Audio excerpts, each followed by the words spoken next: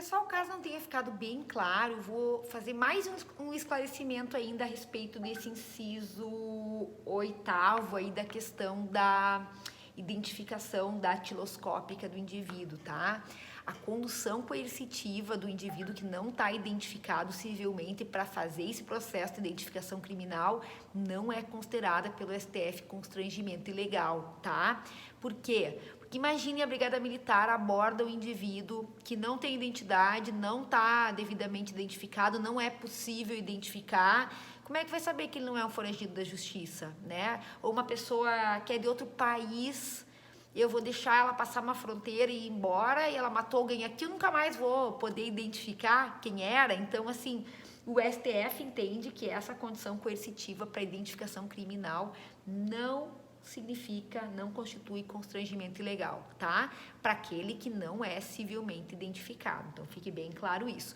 Agora, eu posso coletar as informações datiloscópicas, né?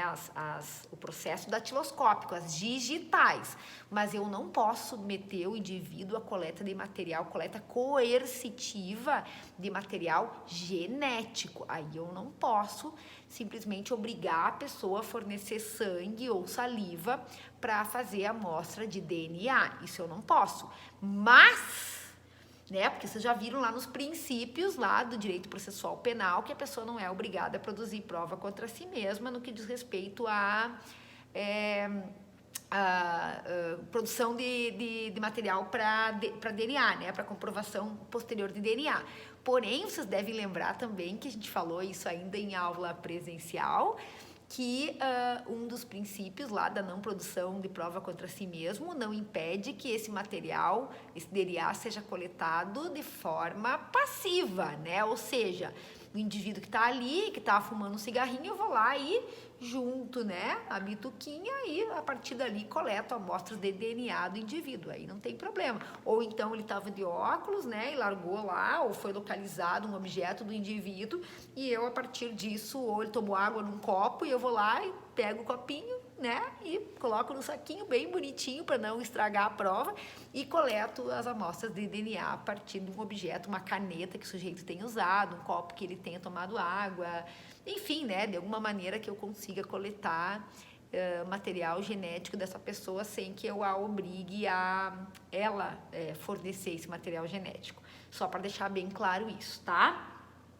O inciso 9 do artigo 6º vai nos dizer: averiguar a vida pregressa do indiciado sob o ponto de vista individual, familiar e social, sua condição econômica, sua atitude e estado de ânimo antes e depois do e quaisquer outros elementos que contribuírem para a apreciação do seu temperamento e caráter.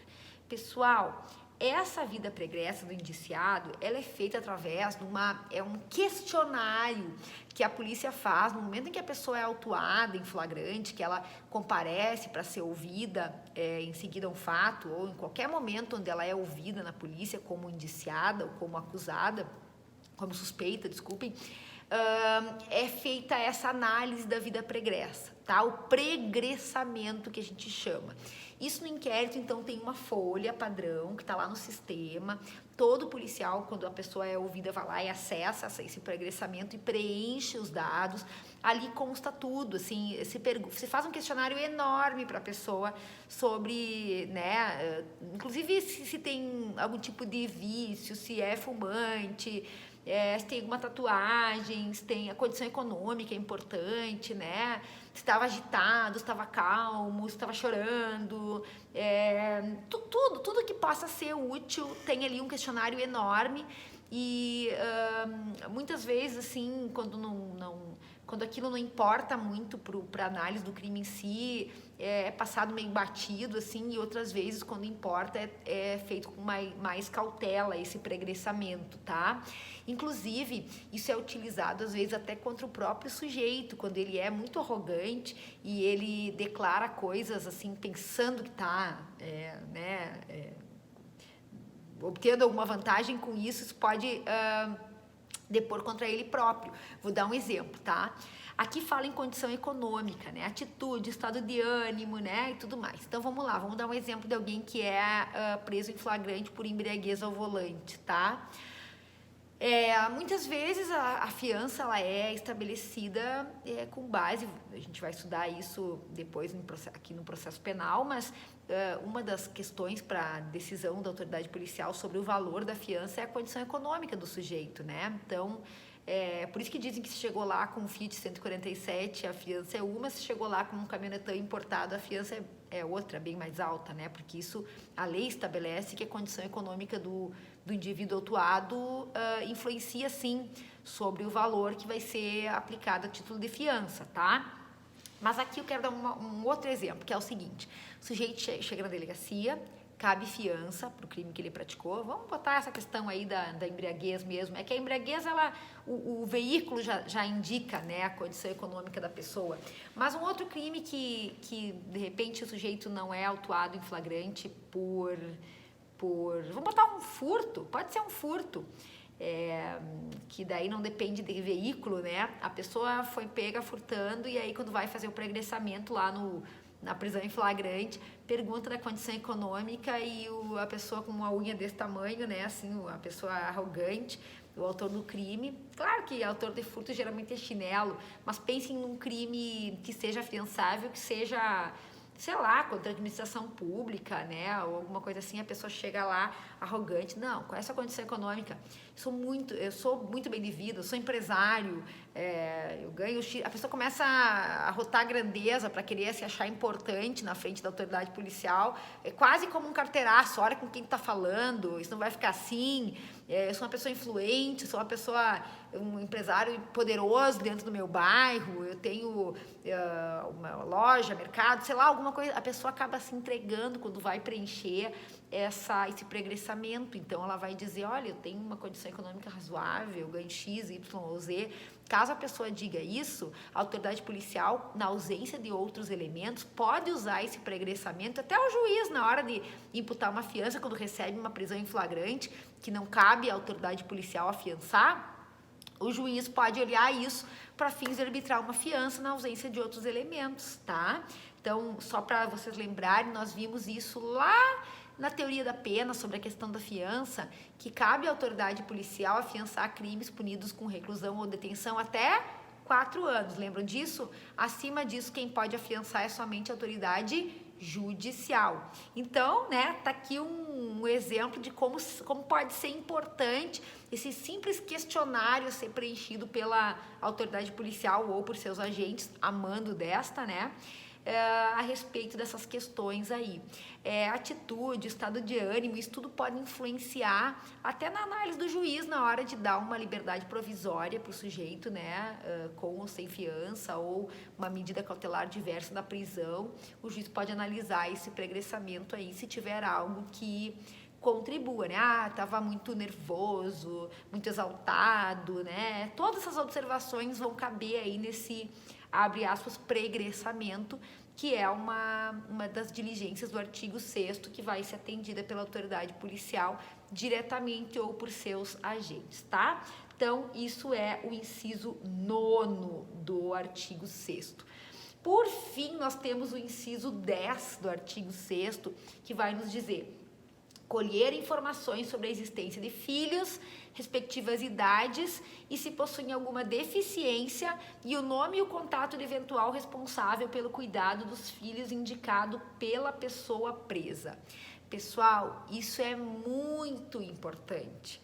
E esse inciso 10º foi acrescentado no artigo 6º do CPP por uma lei bem recente, que é a Lei 13.257 de 2016. Vou repetir. Lei 13.257 de 2016, tá? Por que é importante, então, essa coleta de informações sobre a existência de filhos, idades, tem deficiência, responsáveis e tudo mais? Alguém de vocês deve se lembrar daquele fato que o casal, os pais foram presos por tráfico de drogas e as crianças permaneceram por vários dias em casa, isolados, trancados, comendo bolachas. Vocês lembram? Se alimentando de bolacha recheada. Por que isso aconteceu? Foi antes da lei e foi um dos motivos, uma das situações que fez com que a lei entrasse em vigor, que é a vulnerabilidade eventual dessas crianças que porventura tenham os pais presos em flagrante e fiquem ali à mercê, sem ninguém para tomar conta deles, né? Então, essa foi uma introdução aquilo que chama de marco da primeira infância, essa lei aí 13.257 de 2016, e a ideia é salvaguardar crianças e adolescentes de uma eventual persecução penal que estiver tramitando contra seus responsáveis legais.